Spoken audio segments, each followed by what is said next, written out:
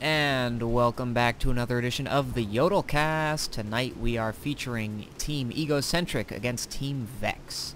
On the Diamond Sword side, we are hosting Team Egocentric. That is David Bowie, Verdi, Fesk, Adip, Xanther, Sweetness, and Ibn.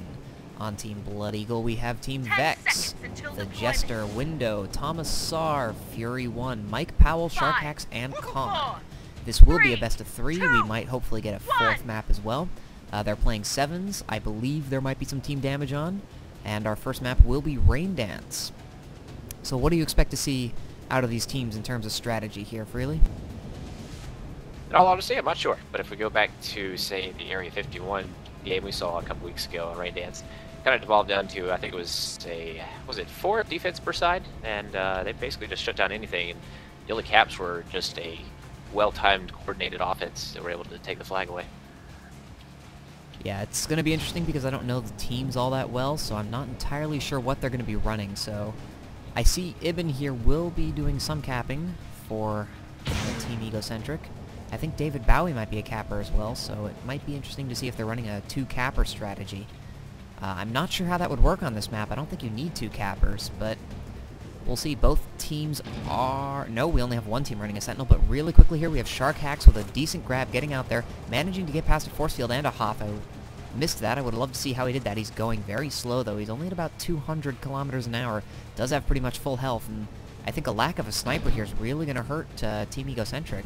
David Bowie does manage to get out with the flag for them, but he did go very low and went down, so their flag's in the field. Sharkax is getting home pretty much freely, and this is going to be a really quick 1-0. Almost no resistance there from Team Egocentric. I must say, I'm very surprised. Were you watching Sharkax by any chance? I was. He actually came over the front hill right when Sweetness was being distracted. Not a very quick route, but he just grabbed it right past Verdi. Kind of bounced off the edge there, and there was absolutely no chasers, and clearly the lack of sniper really showed there. Yeah, looking at their matchup, they have swapped Xanther into a Sentinel. I wonder if they were doing something beforehand and were just testing something out and decided it just wasn't going to work, because honestly, if they had a sniper on that route, there's no way he would have gotten away because he was going so slow. But it does look like their defense is only going to be 3-team. I think they're going to have Sweetness, Xanther, and Verdi there on the Hoff. Sweetness is running a Soldier. I'm not entirely sure what weapons he's using. It looks like the Assault Rifle and the Thumper, which is pretty standard. But that should be interesting. I don't think I've ever seen 3 defense on Raindance, but I think I like that. It means their offense should be really good, and I hope they're going to get a good number of grabs off and prevent this from being too much of a turtle game. Let's watch Sharkax here as he's coming in here for the route. Verdi not paying any attention at all, was setting up a force field. Don't like that at all. He is getting out again. He's not going very fast, and he's only 250. The snipes are missing, though, and that's a big problem. David Bowie did manage to get the flag off the field. He got fairly far, but he did get taken down. And Sharkax does only have really 1 chaser on him. A couple snipes coming in, which are very nice. Adip there needs to go for the llama. He was kind of slow. Ibn... Oh! What on earth happened there? Adip missed the flag. Ibn got killed right before he landed on the flag. Adip, I thought, managed to grab it out from underneath him, but either due to lag or something else, I honestly thought he had it, but apparently not, and that was a quick 2-0 cap for Team Vex there. I must say, I think that one has to be blamed on the HOF there, because he honestly wasn't ready for it. He was busy setting up a force field instead of paying attention, and maybe they just didn't call it out, or maybe he was just doing the wrong thing at the wrong time. But he should have easily been able to stop that. That's a very visible route, and I must say I am surprised that it's a quick 2-0 like this. This is a slow map, and I would have expected to see a lot more out of Egocentric than what we're seeing now. Sharkax actually did use the exact same route, I guess because it worked the first time, and it's a shame that the HOF let that pass, because really, that never happened. Sharkax looks like he's coming out here for the back. Why don't you take it away? Alright, he was coming in there. The force field was up that time, which is a, it's a very solid force field placement there. It blocks pretty much every route available on this map. You could potentially come in through the side that I'm looking at now. Oh, yeah, there we see there is team damage. He did kill off, and he is going to set up a new force field to allow for the force field to be fully healed, because they're not running a technician. And so obviously if he didn't kill himself and set up a new one, it was going to be damaged and they'd be able to kill it. But unless you come in at the angle that I'm staring at now on camera, there's no way to get around that force field. So that was a very good placement. I liked seeing that, and you can see why it's a good idea to have the force field, but you just need to make sure that you're there ready for the capper when he comes. But let's take a quick look here at Vex's defense, because, you know, David Bowie's only really gotten one grab off that even made it close to midway, and I'm kind of curious as to why. So we see the Jester here is playing soldier defense right on top of the flag, and we have Khan, who's probably sniping, yep. But otherwise, I don't see anything. So are they really running a 5 offense, 2 defense, and they've only had 1 flag grab? That's surprising and disappointing. And Sharkax there did manage to pull off a back-to-front-ish route. He's going fairly high in the air, but once again, I would have loved to see what happened there. I hope you caught it.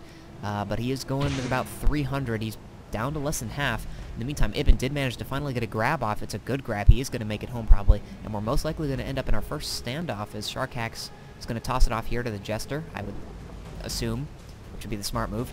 Ibn here is immediately going for the base. That's one of the hardest places to crack.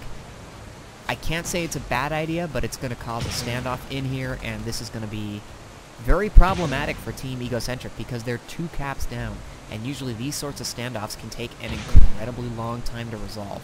As you can see, there's only this one entrance here, and it's really hard to get through. I mean, you have to jump in with like a brute, a shield pack, chuck in some fractals, hope it kills everything in there, and then rush in with someone afterwards. Otherwise, you're not getting in here. So, and both teams are starting to do this, and you can see here already, the Raiders just sort of sitting in the back, spamming the front, and the rest of the team is in there as well. This is just going to be ridiculous, honestly. This could unfortunately be the way the rest of the game is going to go. So yeah, I could definitely see it. Did you drawn out like this? Did you manage to catch and see why Sharkax got away so easily that time? Yeah, actually, he was running the same back route that got shut down last time, but he actually had 3 offense, distracting both the guys on the hill and 1 guy taking out the force field. So he basically just grabbed it unopposed, and Egocentric Sniper I think he hit him once, and he was away. There just wasn't a chance to hit him again after that. Fair enough. That's fairly disappointing there from the Egocentric defense, but what you gonna do? You can see here, yeah, this is sort of the lame part, unfortunately, of this map, is they're literally just gonna stand here and spam stuff into this. This is my favorite map, but this obviously needs to be fixed a little bit. I would say it's been rumored that this little area here, or even a spot slightly further back on camera, there's going to be a sort of a second entrance or a hole that they're going to be able to drop down into, and that would really help things, because if you can drop in here and land on this platform that everyone is currently standing on, you're not really going to be able to do what they're doing now. And so as you can see, both teams are unfortunately very content to sit here and do what they're doing, which means we're going to have this for the next 17 minutes, because I don't even see anyone really legitimately trying to get in here. And Vex doesn't even have to. They just need to survive for 17 minutes, and they've won the game. So it's really all on Egocentric here to find a way in. Honestly, I wish that Egocentric would take Ibn out of the base with Sweetness, just leave Sweetness by himself, because it's clear that Vex is not sending really pretty much anybody on offense. And with a full 6 attack, you mix in, you know, a couple heavies with shield packs, I guess the Brute, and then like a Pathfinder with a Nitron or an Infiltrator with Sonic Punch, you know, that'd be pretty much the only way to break this. I think they should do it. Yeah, we do see they do have an Infiltrator, and he does have a Sonic Punch perk equipped. The problem is that Vex is sending some people out there to DM before the base, before you can even get into the base, so they have to find a way to deal with that. One thing that I think would actually work is, as you mentioned, the Brute strategy. But right now, what's happening is, as soon as the Infiltrator's dropping in there, there's a ton of explosions. But if you manage to get 2 Brutes in there, they don't even really need to kill people, but they need to get in there. Because as soon as 2 people get in there, the whole team is going to be distracted. They're going to have to try their best to kill them.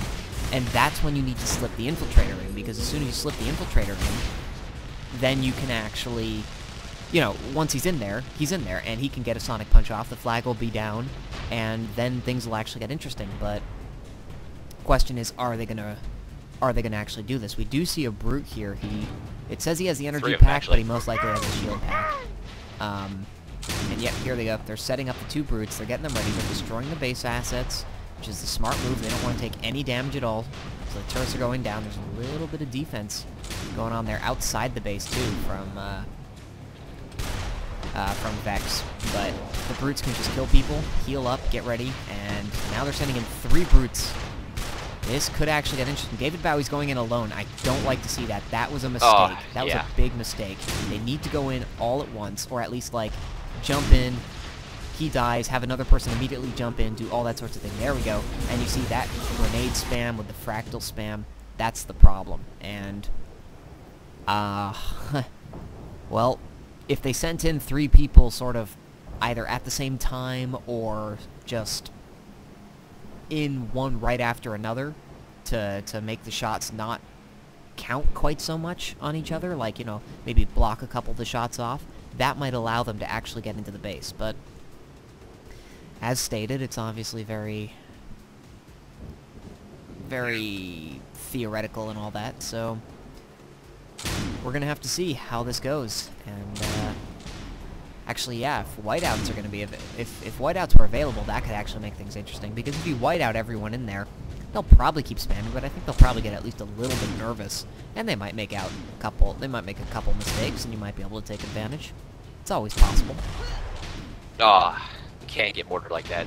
That's, I don't know if you saw, but their third brute just got mortared twice in a row, and he really could have dodged that. I was unfortunately watching, but now the fun, I guess you can say, will begin, because, well, by fun, of course, I mean sheer boredom.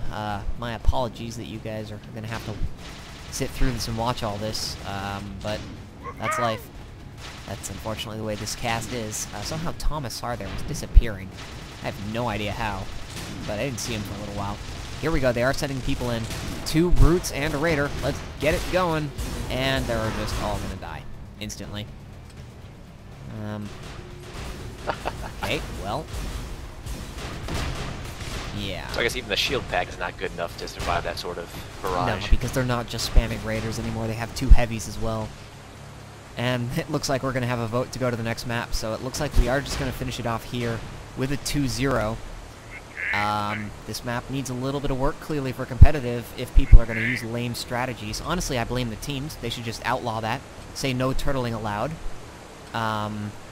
So, yeah, I'm putting that one on the teams for making it boring on themselves. Just say no turtling, and problem solved. But apparently they don't agree with me, or something to that extent. I don't know. It was a ridiculous map, unfortunately, but your final score is 2-0 in favor of Team Vex. So we'll see you for the next map, which should hopefully be a lot more interesting. And once again, my apologies for having to sit through a little bit of turtles. So thank you, everyone, and see you next map.